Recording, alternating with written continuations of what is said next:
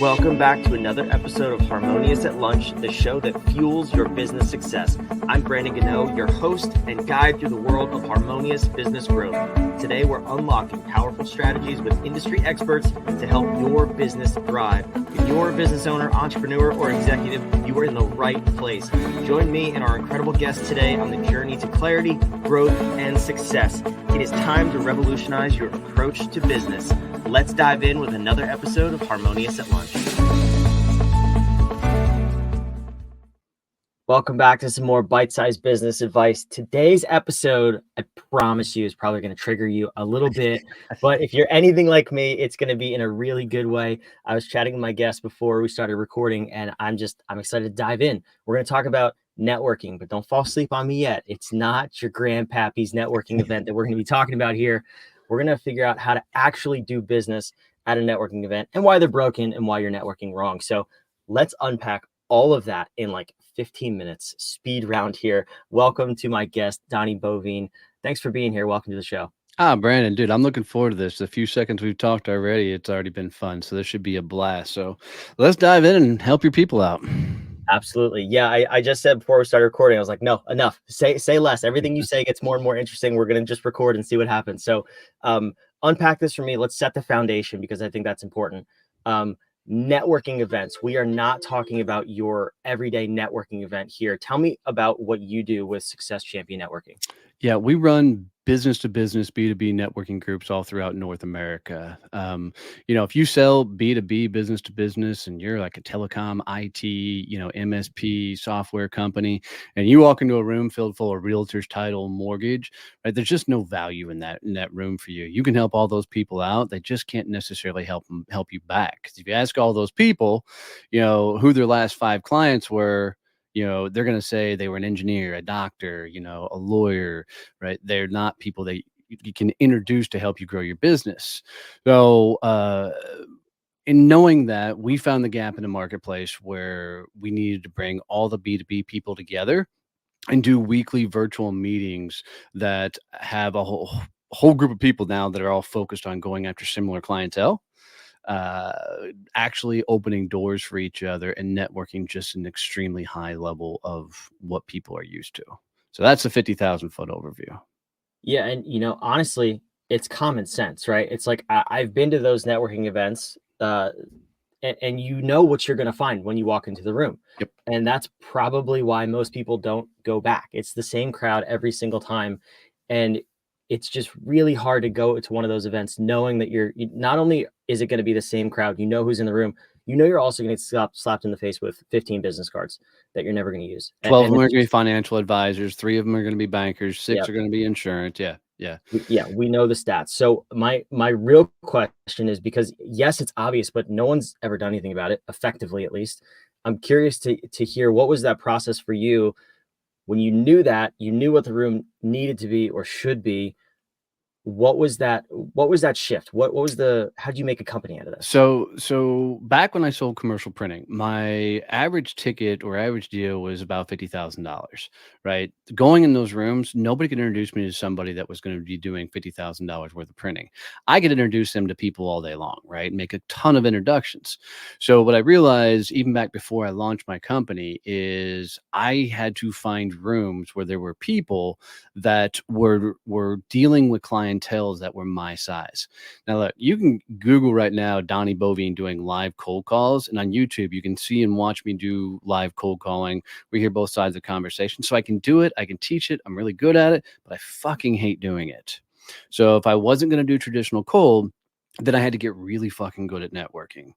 And I figured out that there weren't any rooms that I could go to that were just filled with people who were selling to my ideal client, but weren't competition. So I had to create it and bring it all together. Because, it's really fascinating that if I'm a telecom company, and I sell to companies that need to have 10 plus employees, probably doing $1 million to $20 million in revenue, then I've got to find other people that already have that client base. So basically we came up with the triangle concept of where you put yourself at the top of the triangle, you put your ideal target client in the center. And the way I get people to do this is I say, let's put the first name of your favorite client in the center of that triangle. Once you get that first name, I just simply ask, what industry is that favorite client in? And let's just say it's manufacturing. Cool. Manufacturing company, 10 plus employees doing $1 to $20 million a year. The bottom of that triangle, you go, okay, cool. Who else is selling to that perfect client, right? That's not competition to you. Well, if you're telecom, you're going to be then looking at your MSP companies. You're going to be looking at your website companies, right? Maybe your marketing companies. So what most people do from a networking standpoint is they go out and they're actually looking for clients, right? They're in rooms, they're hoping to run into somebody who can say yes to their business. The problem with that entire philosophy is I'm never going to run into your perfect clientele. Like I'm just not going to have the conversations with a company that sells, need telecom services where they're telling me they need phones and stuff with my business. But I am going to run into a ridiculous amount of people that are actively having those conversations. So, a prime example, I had a young gal come to me that was selling websites. And she said, man, nobody is referring me and my business is going almost completely out of business. And I said, "Do you know why nobody refers you?" And she said, "No." I said, "Because nobody's talking to people about websites, right? You got to be out there up front, right, to have those conversations." I said, "But there are some industries that are specifically having conversations around websites. And if you get introduced to enough of those people, they have your client base." So she spent the rest of the year telling everybody, I do websites. I'd love to meet your marketing firm. I'd love to meet your social media firm. I'd love to meet your graphic designers. I'd love to meet your copywriters. And all those people she wasn't trying to sell anything to, she was trying to create these synergy relationships. And what we found is you take that triangle model, you put telecom at the top, MSP websites down at the bottom. Now you tell everybody, I sell X and I'd love to meet your MSP company. I'd love to meet your, website company. And what happens is and feel free to jump in. I won't completely monopolize your show, but um, networking was built under this understanding that we have to get referrals. And a referral by definition is Bob meets Sally. Sally, I've told Bob all about your services and he's excited to talk, right? So it's an introduction with a sales call attached. You don't network for those type of referrals because most people that you're going to find out networking aren't talking to your end user client. So you have to use and leverage your network to get introduced to people who are dealing with your end user client.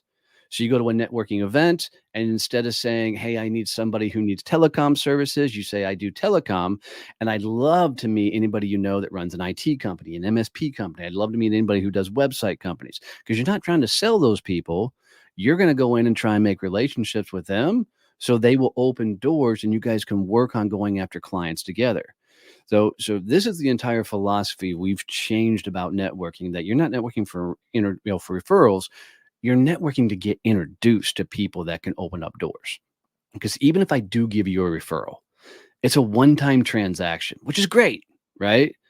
But I'd rather get you introduced to the person who has hundreds of your perfect clients and then try and build this lifelong relationship with them that just opens up a ridiculous amount of doors. And if people will wrap their head around this entire philosophy, it'll completely transform how they're doing business and networking. So I'll pause for a second, let you jump in. Yeah, I mean, I'm not going to jump in because everything you just said was gold, absolute gold about networking and unpacking the reality of the situation and how we need to go about it differently. So thank you for that. But it's again, it's so obvious nobody takes the time to do it. And this is what I'll say about it too, because I've noticed this recently where LinkedIn is my perfect marketplace to do case studies because in my DMs I get one of two versions, right? I get that one where people are like, "Hey, I'm looking for other whatever fractional COOs. I'm a fractional CFO. I'm looking to be introduced, whatever." Fantastic. We can build a relationship. You're really not trying to sell me anything. And then we get our other friends, the insurance and Yep. financial brokers, and they're like, "Hey, need an insurance product?" I'm like, "No, I didn't. I didn't ask for this. I never put out a post for this." But we still take this approach, whether it's a networking event, social media, a billboard, whatever it is. And I'm always blown away that more people haven't discovered this. I guess it's like a backdoor approach, but it's a more trustworthy approach. So help me understand this because I think people are missing a step.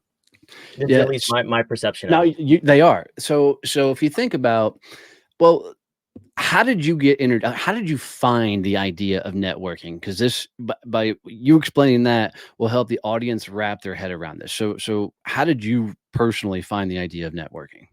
Oh, it was probably, 10 to 15 years ago when I was first in the business world, and everyone said, "Oh, you got to come to a networking event." It was a local chamber of commerce networking event, and it was identical to the one you described in the beginning. So that's all I'll say about it. And I never wanted to go back. That was my Cool. first event.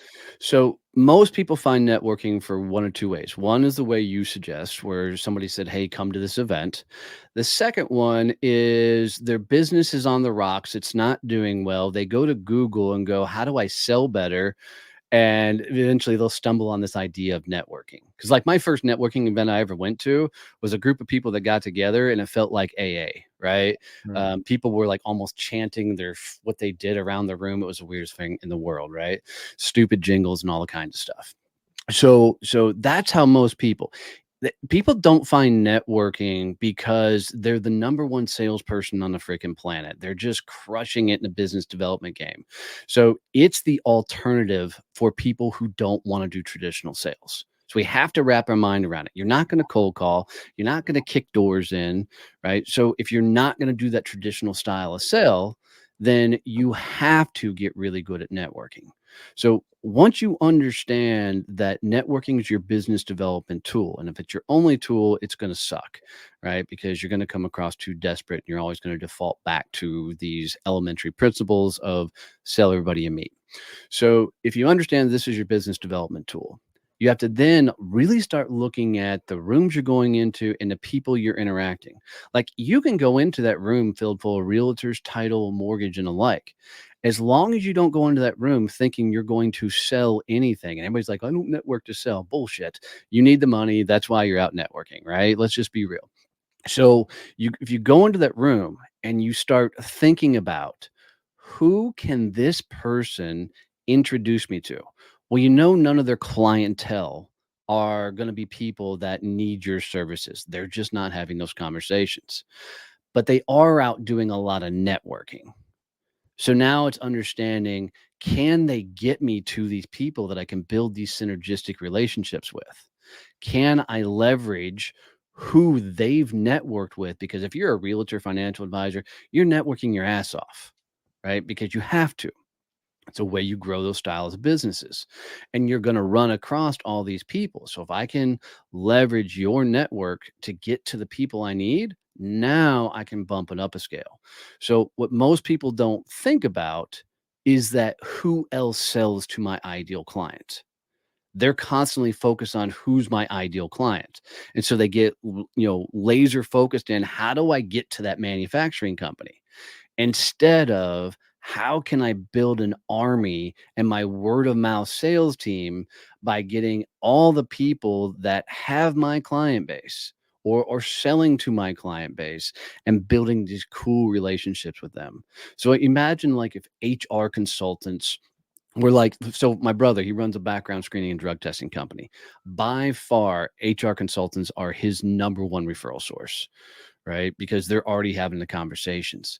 The minute he started telling people, hey, I do drug testing and I'd love to meet anybody in the HR space, everything changed for him because now it's really easy to go, oh, well, I know Sally, she does HR. I know Bob, he does HR.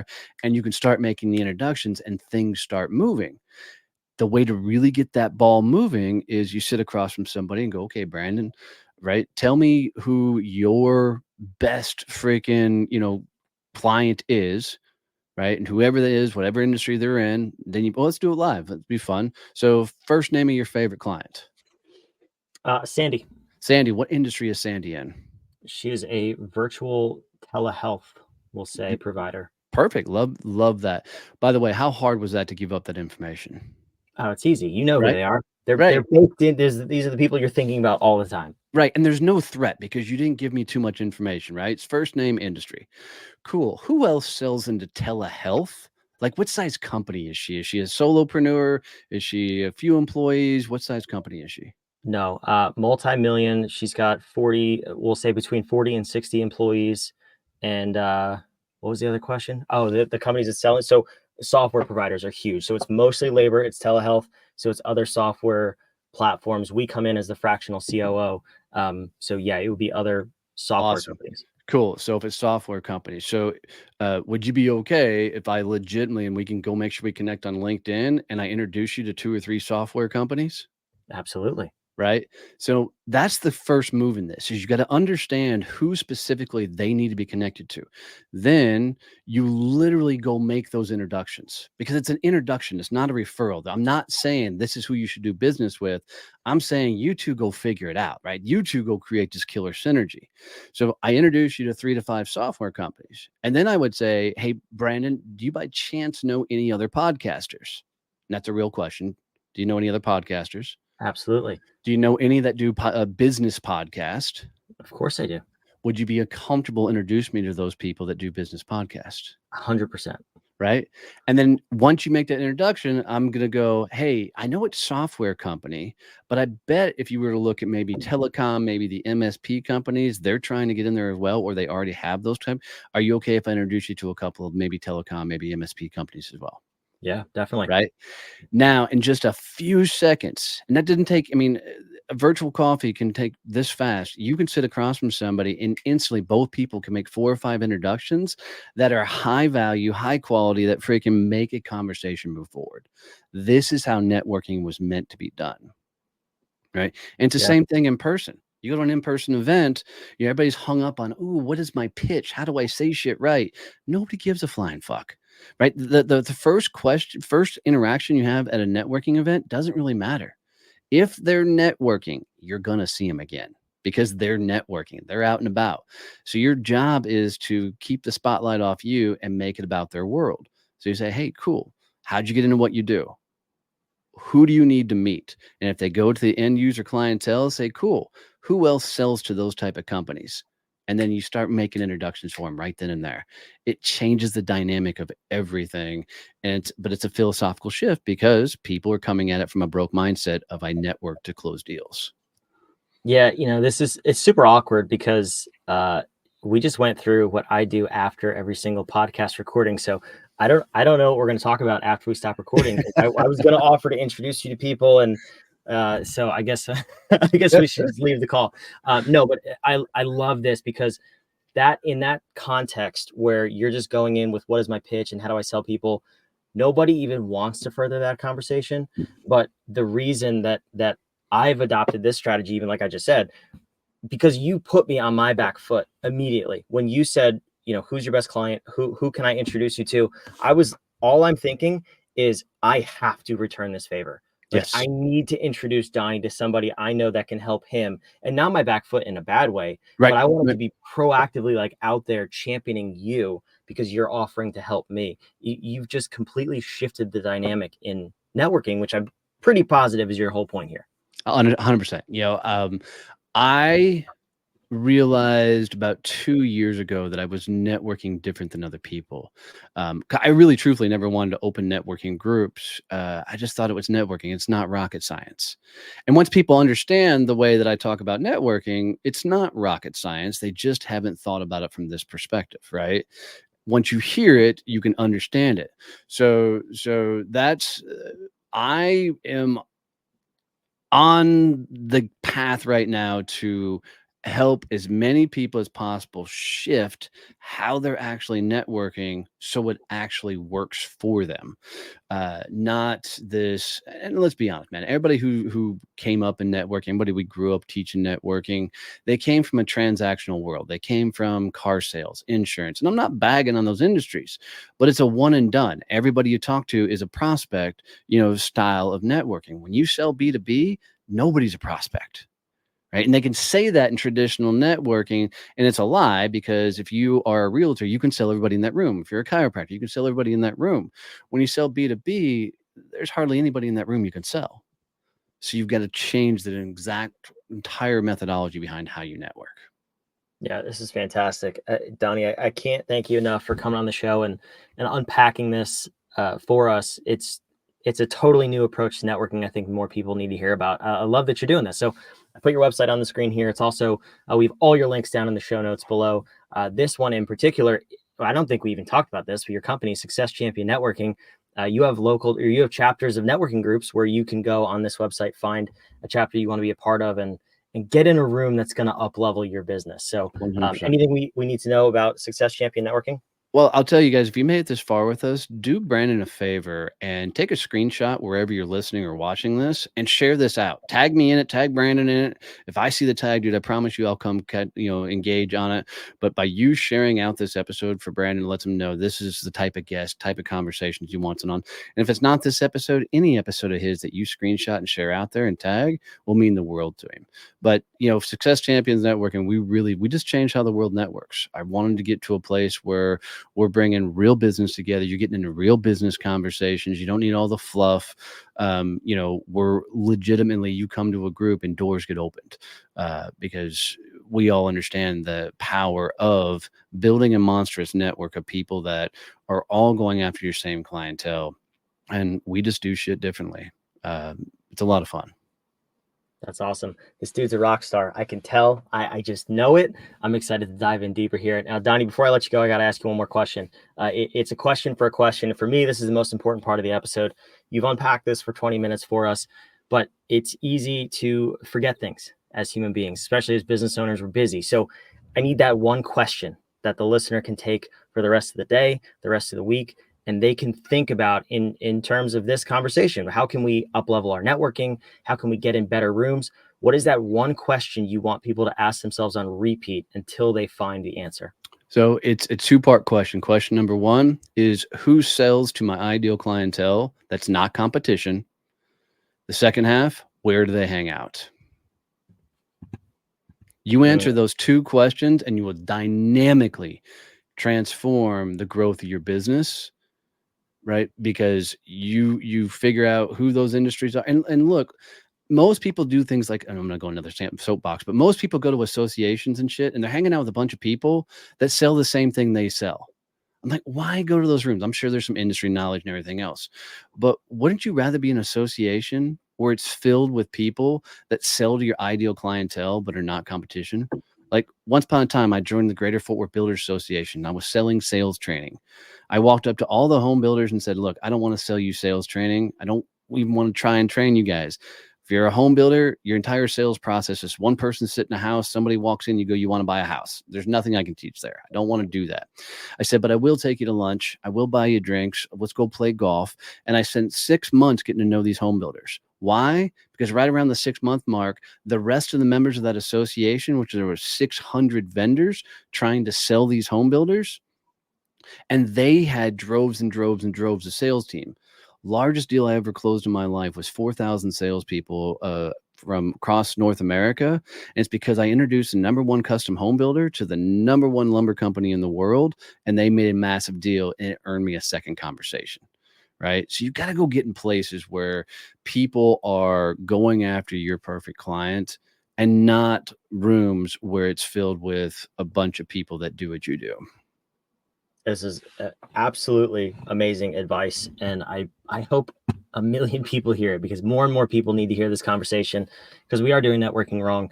And Donnie, I can't thank you enough for unpacking this with us today. Thanks for being a phenomenal guest. My honor, brother. Thanks for having me on.